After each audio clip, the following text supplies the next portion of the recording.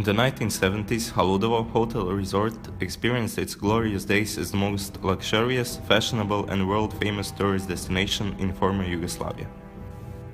Unfortunately, today we remember Haludovo in the context of its deterioration, devastation and literal physical decadence, and it has become one of the most famous sites in this very special area. Today, this completely demolished resort has become one of the most impressive tourism monuments instead of what it should have been, a developmental engine of the islands and Croatian tourism.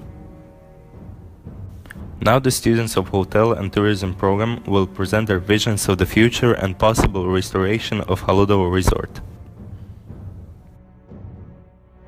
We had a goal, and I can say we achieved it. Raising people's awareness of environmental issues was our primary goal. We made a presentation, held in front of people who represent the eco-life on our planet. We talked about an energy-independent hotel and made a plan with a lot of components needed for success. Some of them include solar panels, heating system, desalination and organic food.